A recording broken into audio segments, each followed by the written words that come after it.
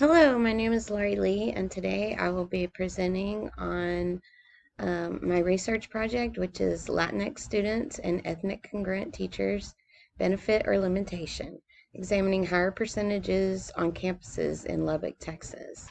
And this is for my data management for quantitative methods course.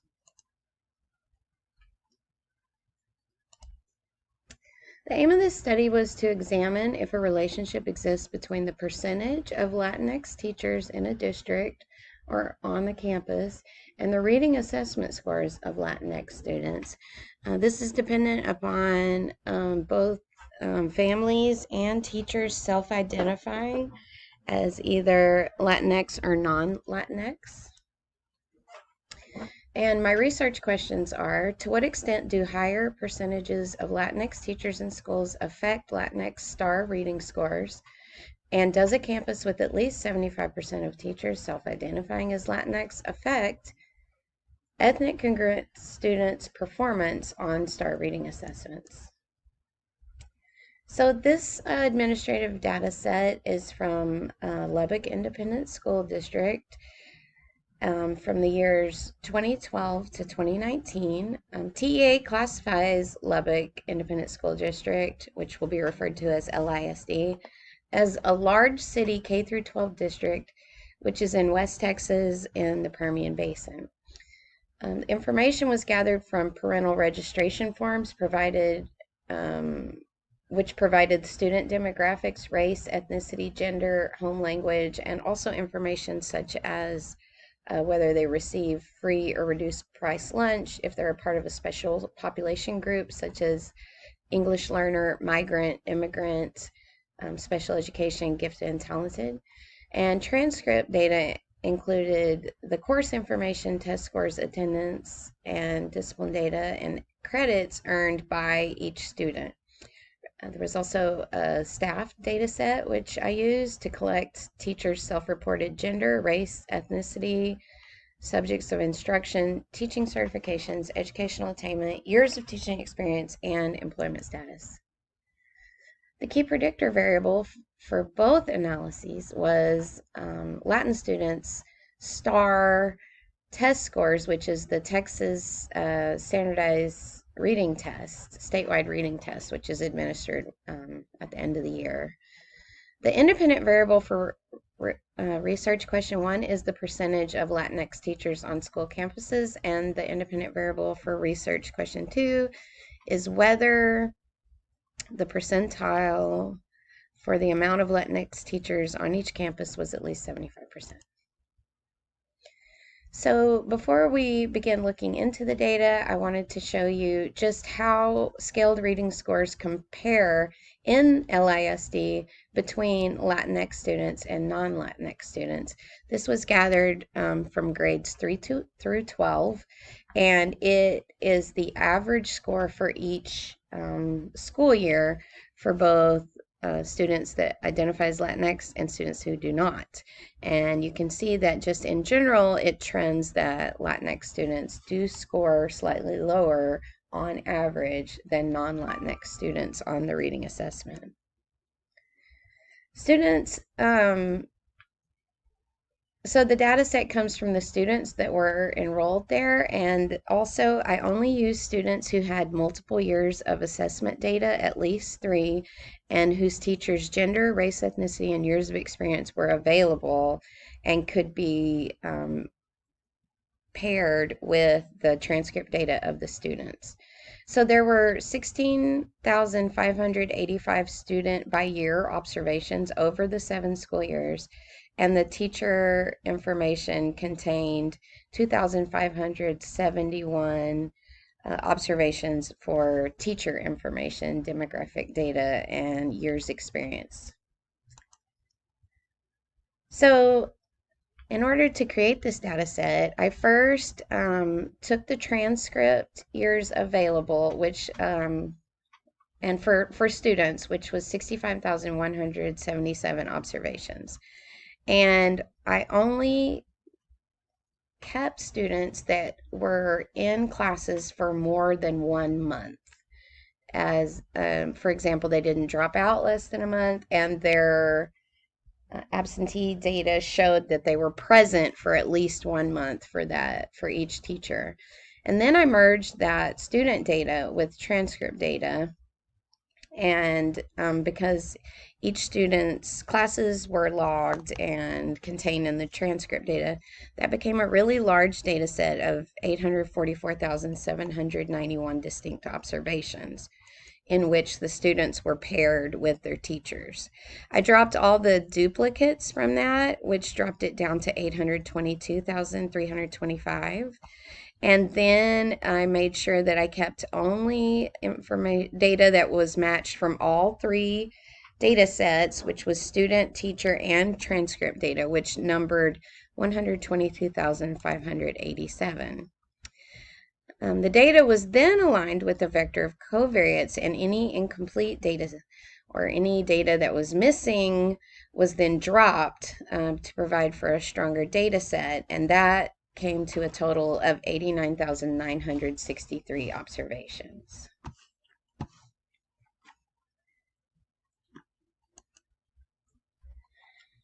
So my equations for analysis are shown here. I have a research question 1 here at the top, and you will see that the YIST is the reading score of student I assigned to school S during year T, controlled for lag reading score, as well as X, which represents the vector of covariance. Variable E represents the error term, and this question asks, what is the effect of the percentage of Latinx teachers, which I abbreviated as PL, on Latinx students' reading scores, controlling for the lag reading score and the vector of covariance at the campus level.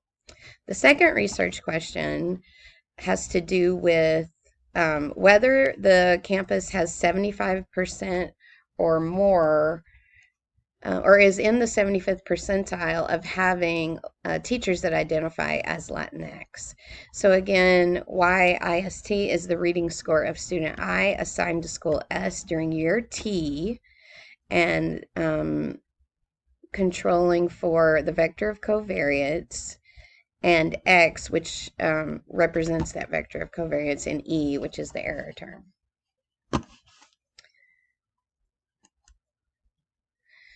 Dummy or binary variables were created for all teacher and student races and ethnicity, and binaries indicators were also created for special population status, such as ESL, disability, economically disadvantaged, migrant, immigrant, or gifted and talented, and was also created for student sex, male equaling 1 and female equaling 0 for the binary indicator.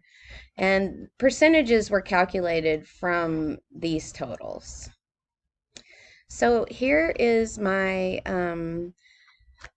display of my descriptive statistics on the main study variables, and you can see that this includes schools with high Latinx teacher percentiles and low Latinx teacher percentiles, or excuse me, low and high, as well as the total, for 89,963 observations total. So like I said, student ethnicity and teacher ethnicity, this is categorical data because it's basically a binary indicator. 0 for not identifying as Latinx, and 1 if they did identify as Latinx. And then additionally, I have my reading scores here, which are discrete data, because there's only a certain score that they could achieve. And then also I have all the percentages of peers and teachers of each race and ethnicity, which is also discrete data. And then I have some continuous data down here, the years of teacher experience. So what I'd like to show you now are my bivariate associations in Table 2 and 3.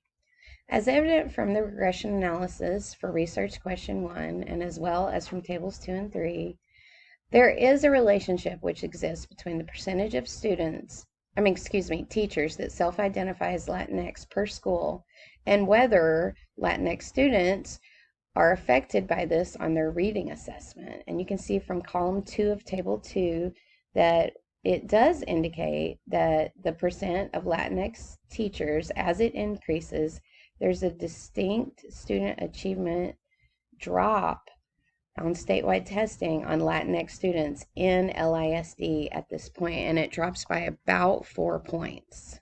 As the percent of Latinx teachers increases, that will continue to drop by about 4 points. Additionally, campuses that consisted of 75% or more teachers that self-identified as Latinx, the student reading scores drop almost 26 points in those cases. We will also look at Table 4, which indicates that as the percentage of Latinx teachers increases, reading assessment scores drop by about 1 point. Therefore, the results are statistically significant, although the data points show that there is a negative trend on this, a negative impact on students with high rates of Latinx teachers.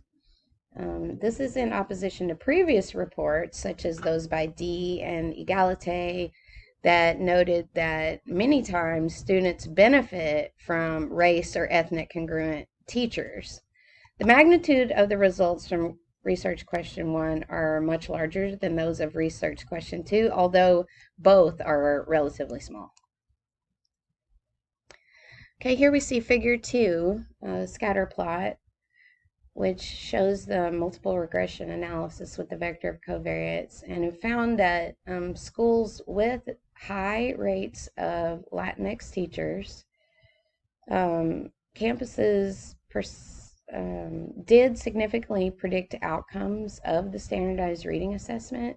The R-square on this was about 0.06, and this did have a large number of covariates, but the outcome explains for about 5% of the variation in scores, and the multiple regression analysis with covariates also found this to be statistically significant.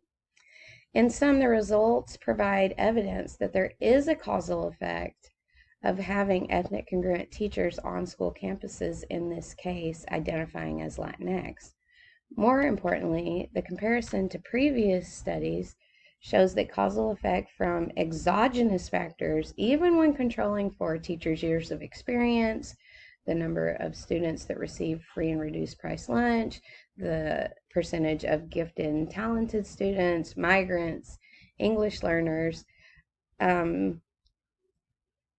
even controlling for these, there are other extraneous variables that could be affecting this outcome. So there are quite a few limitations to this study. One of those being that there's a lack of data on teacher training. For example, in none of this data was there any kind of information on whether these teachers went a traditional route for their certification or if they went through an alternative route, such as, an alternative certification program, which puts teachers through programs much more quickly and without as much training.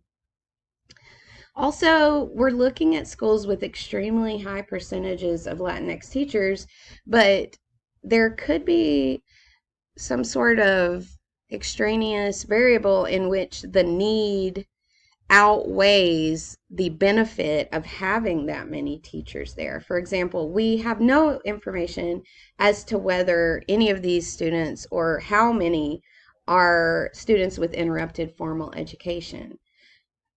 Just from the data that we know, the majority of SCIFE students who arrive in the United States come specifically from Latin America, mainly Mexico and Central America, which could inevitably have a strong effect on these schools despite having ethnic congruent teachers. And that data is cited by Custodio and O'Laughlin from 2017. Also, there's very little research that exists on SCIFE